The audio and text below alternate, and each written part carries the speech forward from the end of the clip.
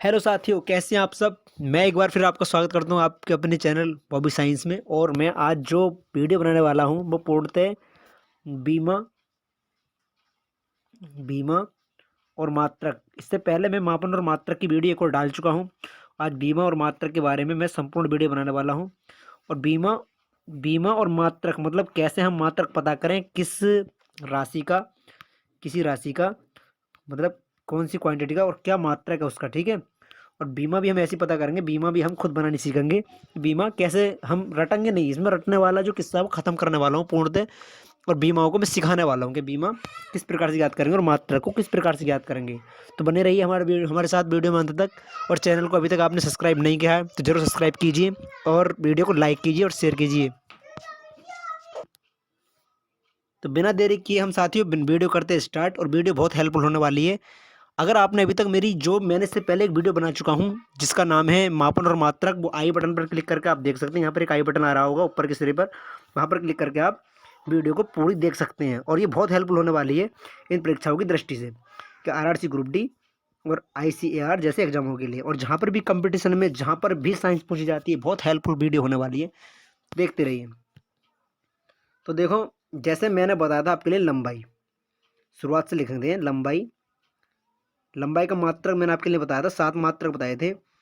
लंबाई का जो मात्रक था वो मीटर था। क्या था? मीटर। मीटर था। और मीटर को लिखे कैसे करेंगे, एम से रिप्रेजेंट करते करेंगे। लेकिन लंबाई को और बीमा में लिखें तो लंबाई की बीमा जो बन जाती है वो सिर्फ एल होती है, ठीक है, लेंथ। ऐसे ही क्या कहते हैं, क्षेत्रफल। क्षेत्रफल पर अगर हम आए तो क्षेत्रफल क्या होता है, लंबाई गुणा चौड़ाई होती है। लंबाई गुणा चौड़ाई। देखो लंबाई का भी मतलब सिंबल एल है, लंबाई को भी मतलब मीटर में मापते हैं। और इसकी भी लेंथ है और चौड़ाई भी एक लेंथ है। तो इसकी जो बीमा बन जाती है बच्चा, बीमा अगर हम बात करें इसकी, तो बीमा जो बन जाएगी वो क्या बन जाएगी, एल स्क्वायर। मैं समझ पा रहा हूँ आपको ये वीडियो बहुत ही ज़्यादा समझ में आ रही होगी कि देखो लंबाई के लिए भी मतलब मीटर में मापते हैं, तो मीटर हम mm नहीं लेंगे, ये तो बस मीटर स्क्वायर हो जाएगा। इसका मात्रक की बात करें तो मात्रक जो हो जाएगा क्षेत्रफल का, मीटर स्क्वायर हो जाएगा, मीटर स्क्वायर, ठीक है। अगर हम बीमा की बात करें तो वो एल स्क्वायर हो, क्योंकि लेंथ में नापते हैं, लंबाई के लिए लेंथ है मतलब एल से रिप्रेजेंट करते हैं। और ऐसे ही हम आई की बात करें, इसके बाद अगर द्रव्यमान की बात करें, द्रव्यमान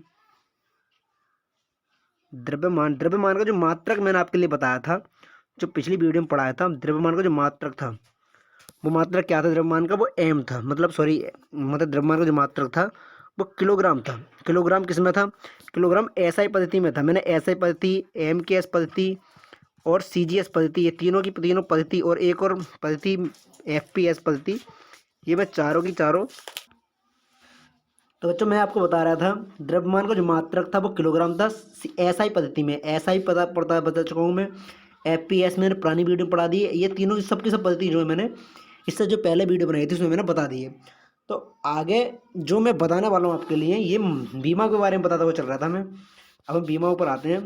देखिए द्रव्यमान का जो मात्रक है वो किलोग्राम है SI पद्धति में। लेकिन द्रव्यमान के अगर बीमीय सूत्र की बात करें हम, कि इसकी बीमा में अगर हम लिखना चाहें द्रव्यमान के, तो कैसे लेंगे।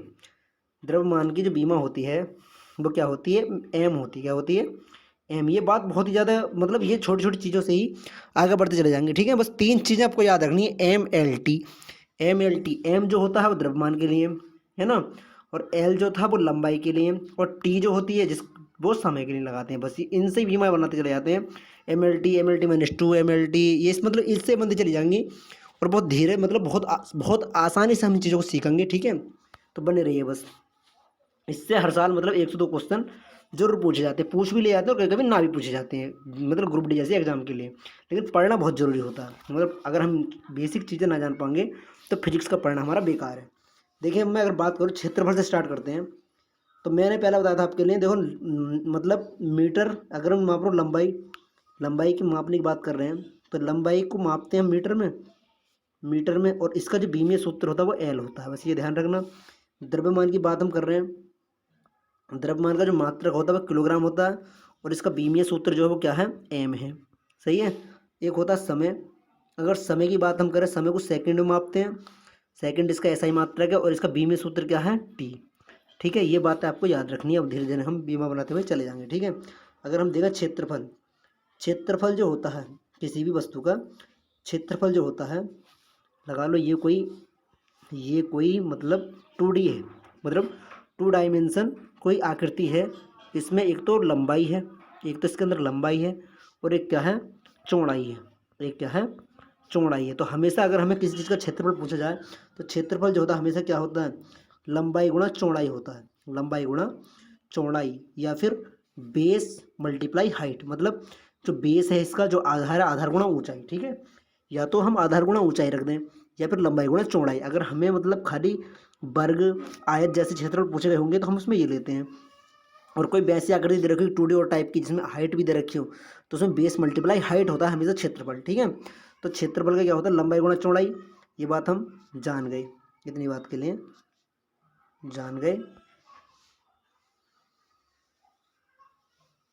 ये वाला पार्ट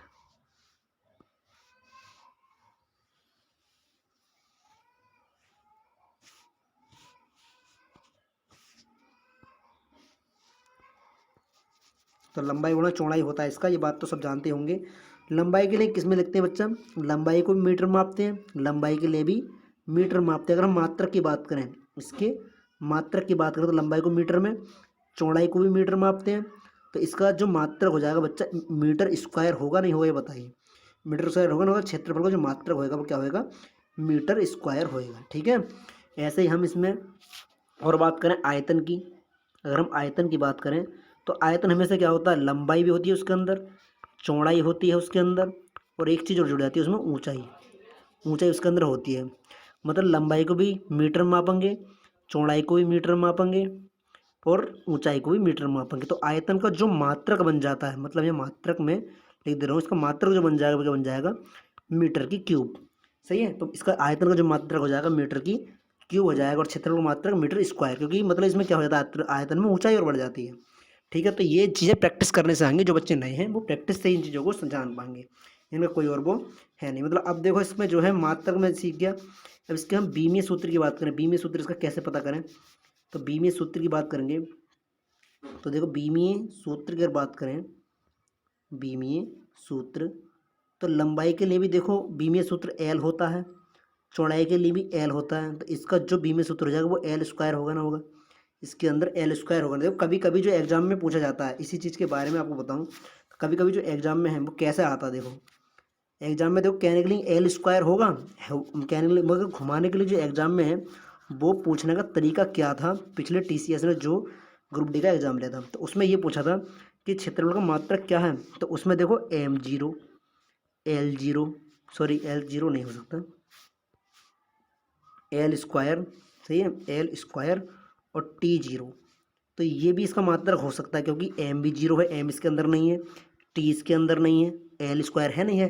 क्योंकि किसी भी हम अगर व्यंजक की बात करें, मतलब बीजीय व्यंजक जो क्या कहते हैं जिसके लिए हम चर व्यंजक बोलते हैं, जैसे एक्स वाई जो होते हैं ये, अगर इसमें बात करें हम, अगर किसी की पावर 0 है तो उसका मान हमेशा 1 होता है। ये बात भी ध्यान रखें, मैथमेटिक्स में अगर पढ़े होंगे आप तो उसमें क्या है, किसी भी पावर, किसी भी व्यंजक की जो पावर 0 है तो उसका मान 1 हो जाता है।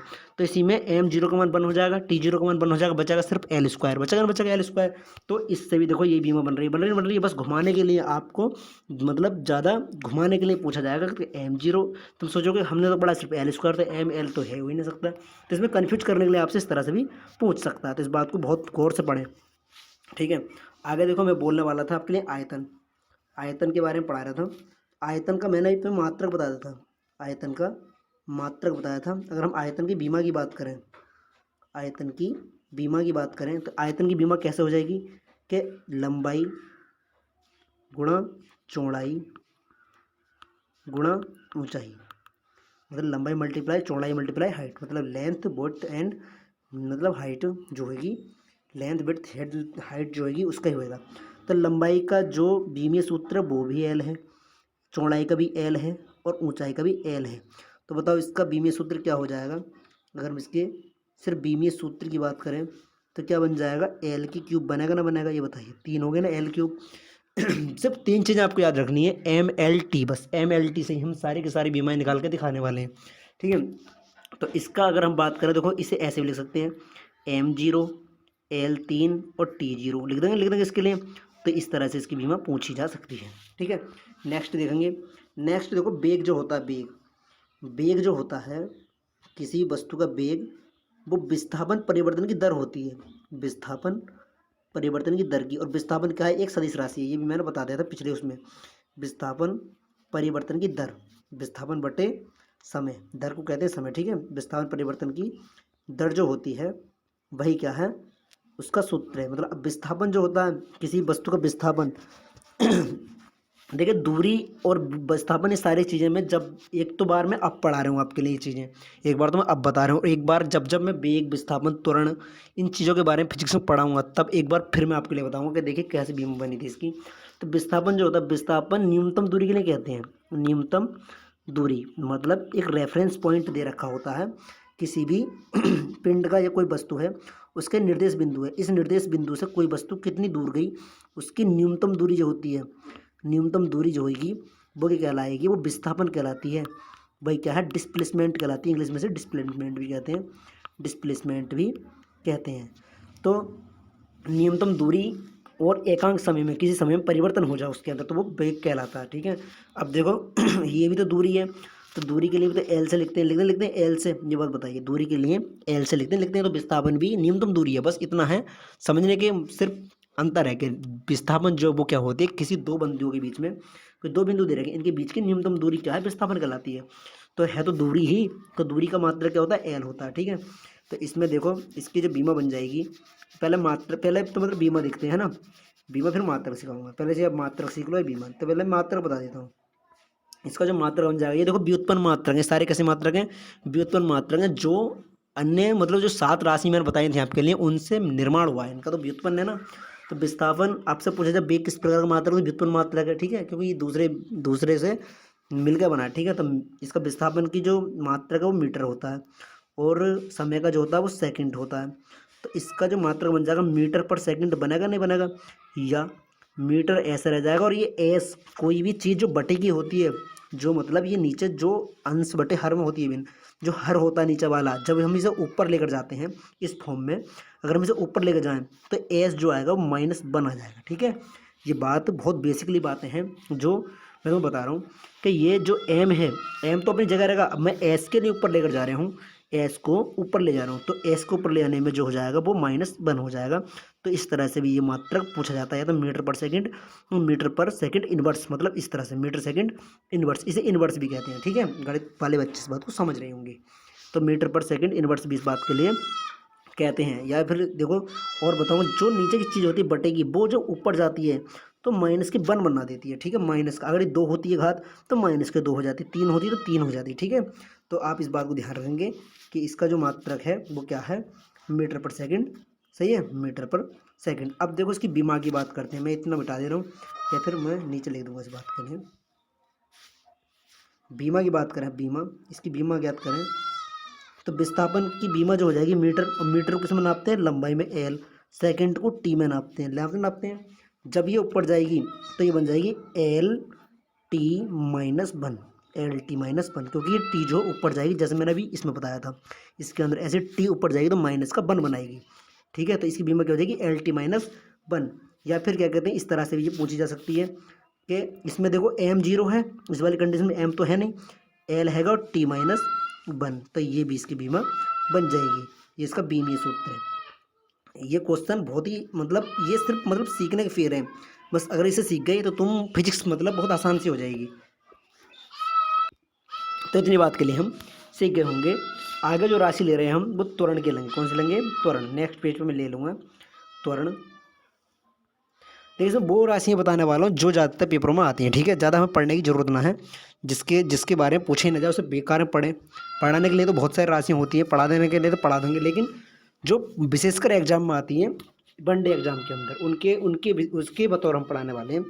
तो सबसे मैं दूसरी बात बता, त्वरण हम जानेंगे, त्वरण के लिए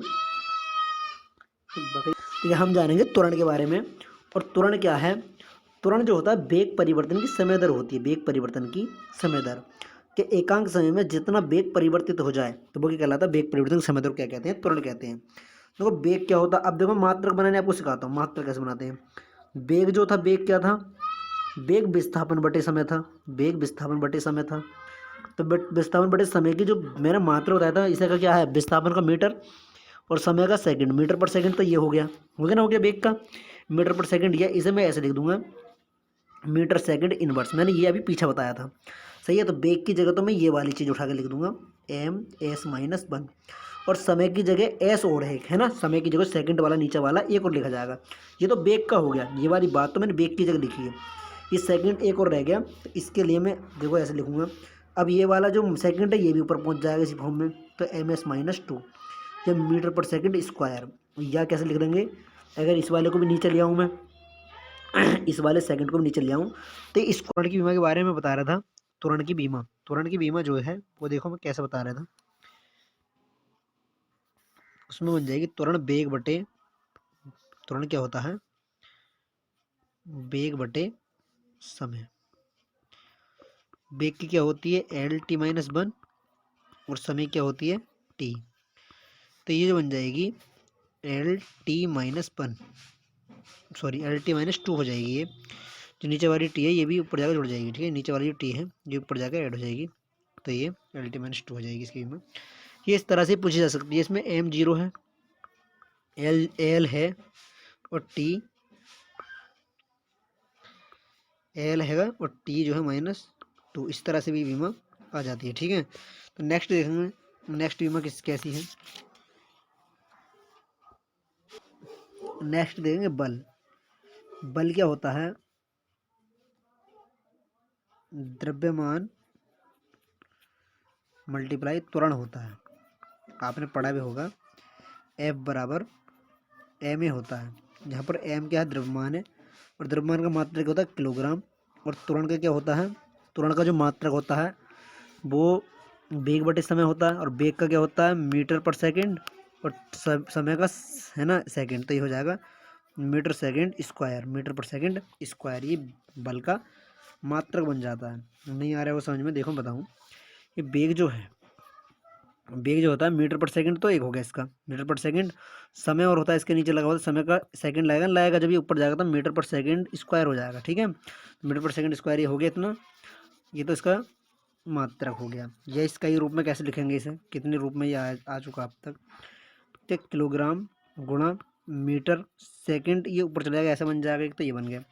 या इसका मात्रक फाइनली क्या लिख देते हैं, बल का मात्रक न्यूटन।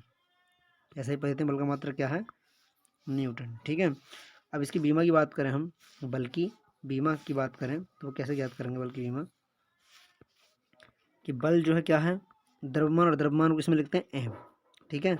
और त्वरण की बीमा जो थी वो क्या थी, एल टी माइनस टू, मैंने अभी आपके लिए पढ़ाई थी। तो ये दोनों ऐड हो जाएंगे, क्या हो जाएगी, M L T minus two. अगर आपसे ये भूल जाएगा कभी कि त्वरण की बीमा क्या थी, तो वो हम मतलब शुरुआत से, अगर आपने बेसिक मैंने तुम्हें शुरू शुरू में बताया था उस तरीके से निकाल सकते हैं।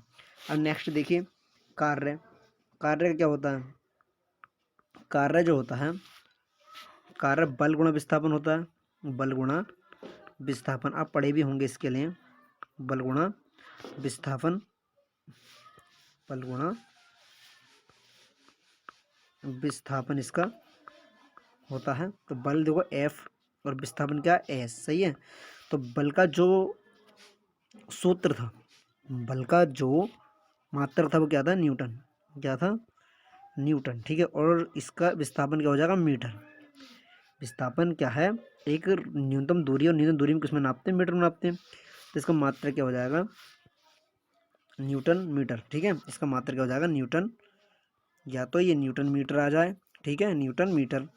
या इसे सिंपल से ऐसा ही पद्धति में क्या लिखते हैं, देखो कभी कभी ऐसा ही पद्धति मात्रक ना पूछ के इस तरह से मात्रक पूछे जाते हैं। तो इस बात के लिए बहुत कोर्सेज आप पढ़ेंगे कि या तो इस तरह से आ जा, या इस तरह से, ठीक है। आप इसे लिख देंगे, ठीक है, क्योंकि बल का मात्रक तो न्यूटन होगा, विस्थापन का मात्रक मीटर, तो न्यूटन मीटर भी हो गया। या इसका मात्रक सिंपल से क्या लिख देते हैं, जूल। ऐसे ही पद्धति में इसका मात्रक क्या है, जूल इसका मात्रक है।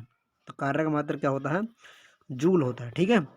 तो आगे हम देखेंगे, इसकी बीमा की बात करेंगे। इसकी बीमा, अगर बीमा की बात करें हम कार्य की, तो कार्य में बल था, बल गुणा विस्थापन था, यही तो था ना।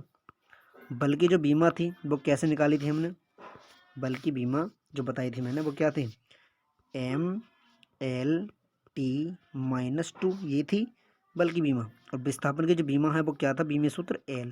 ठीक है, मैं शुरू में पढ़ा चुका हूँ ये आपके लिए कि विस्थापन का जो बीमा थी वो क्या थी, L थी। तो ये जो बनाएगी वो क्या बनाएगी, MLT, सॉरी मतलब इससे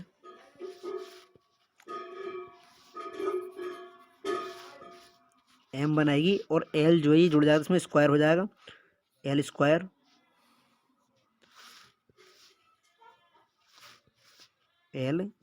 और T-2, तो ये इसकी बीमा बन जाएगी, इसकी बीमा बनेगी ये वाली। ठीक है, तो इस तरह से कार्य की बीमा, तो इस तरह से हम निकाल सकते हो, बल की जगह बल की बीमा लिखी, विस्थापन की विस्थापन की, और इन्हें ऐड कर दो बस, सिंपल से करते चले जाएंगे ऐसे ही। और क्या, इसमें जो है कोई भारी ना है, बस समझ में आना भारी है।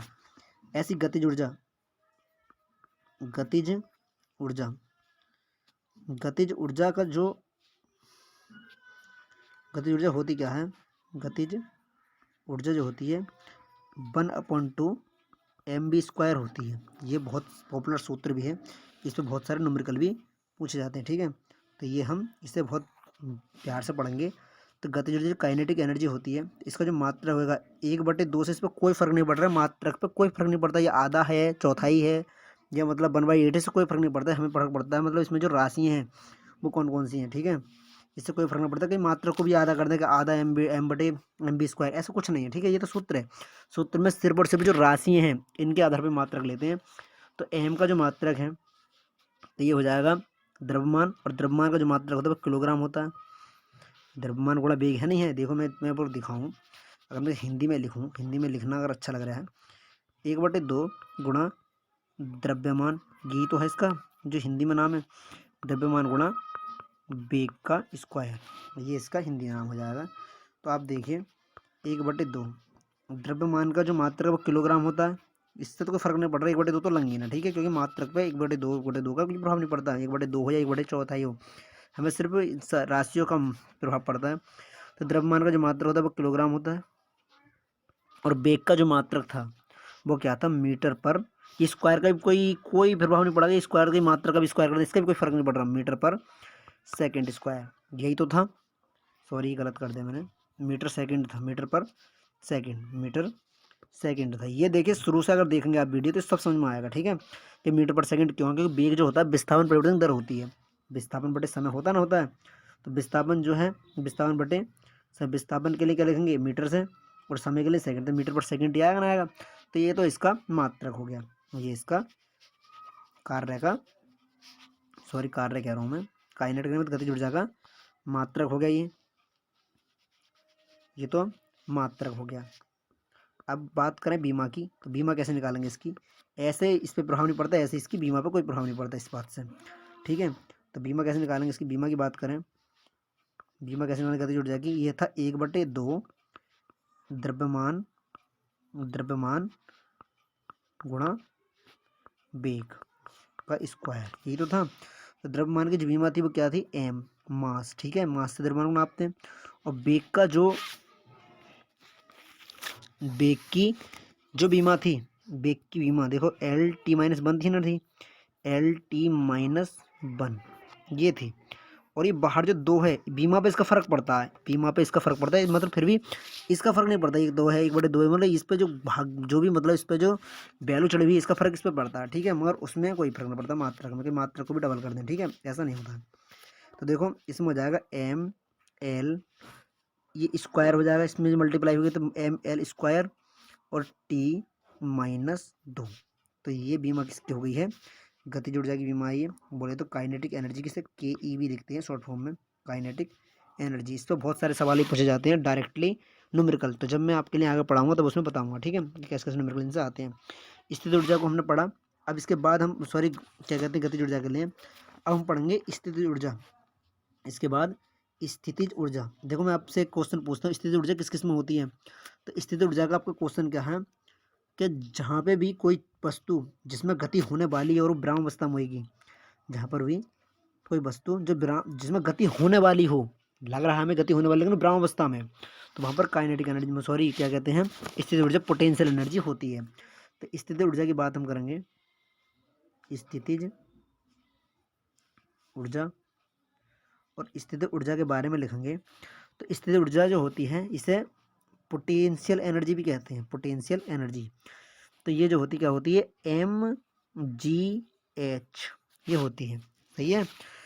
द्रव्यमान, इसके अंदर क्या होता है द्रव्यमान। देखो इस पे भी क्वेश्चन पूछे जाते हैं, जब कार्य वाला पार्ट पढ़ाऊंगा तो उसमें ये सारे के सारे क्वेश्चन भी कराऊंगा मैं आपके लिए, कैसे कैसे कर जाएंगे। फिर त्वरण आता है और फिर ऊंचाई आती है, फिर ऊंचाई, सही है। इस तरह के तो है। तो हम इसके बारे में, इसकी बीम और उसके मात्रा के बारे में लिखेंगे। इसकी मात्रक की अगर बात करूं मैं तो क्या बनने वाला मात्रक, द्रव्यमान का किलोग्राम हो जाएगा, द्रव्यमान का किलोग्राम। और त्वरण का क्या हो जाएगा, त्वरण का मात्रक क्या था मीटर पर सेकंड स्क्वायर था। बेग का मीटर पर सेकंड है जबकि त्वरण का मीटर पर सेकंड स्क्वायर होता है। और ऊंचाई का मीटर हो गया, हो गया ना, हो गया। ऊंचाई के लिए मीटर मापते हैं। तो इसका अगर मैं ऐसा सूत्र बनाऊं, ऐसा मात्रक लिखूं तो क्या हो जाएगा किलोग्राम मीटर स्क्वायर पर सेकंड स्क्वायर, सही है। यही तो था, मीटर स्क्वायर बटे सेकंड स्क्वायर हो जाएगा क्योंकि ये इसमें मल्टीप्लाई हो जाएगी इसके साथ। अगर मैं इसका मतलब सही से सूत्र लिखूं तो सूत्र कैसे लिखेंगे हम इसका, किलोग्राम मीटर स्क्वायर और सेकंड माइनस 2, ये वाला इसका मात्रक बन जाएगा इस तरह का। लेकिन हम ये मात्रक अगर ऐसे पूछा जाए तो ये भी हमसे आना चाहिए। लेकिन जो अगर आपसे ऊर्जा का जैसे स्थिति ऊर्जा आ जाए या गतिज ऊर्जा आ जाए, मैंने पीछे पढ़ाई थी गतिज ऊर्जा, ये दो स्थिति ऊर्जा आपसे पूछी जाए, स्थितिज ऊर्जा, स्थिति ऊर्जा या गतिज ऊर्जा या गतिज ऊर्जा, और इससे एक और रह जाती है, एक और एनर्जी आगे देखेंगे इसमें। स्थितिज ऊर्जा, गतिज ऊर्जा, अगर एक और होती है इसके अंदर संपूर्ण ऊर्जा, संपूर्ण ऊर्जा। तो ये तीनों जो एनर्जी हैं है तो ऊर्जा ही, तो इनका जो मात्रक होता है, अगर मात्रक अलग अलग पूछे तो ऐसे निकाल कर पता करेंगे ना, तो इन सबके जो मात्रक होते हैं ऐसा ही पद्धति में वो इनका मात्रक जूल होता है, ठीक है। तो या तो जूल आ जाए या ऐसा ना आ रहे आपसे, तो इस तरह से हम निकाल लेते हैं, ठीक है।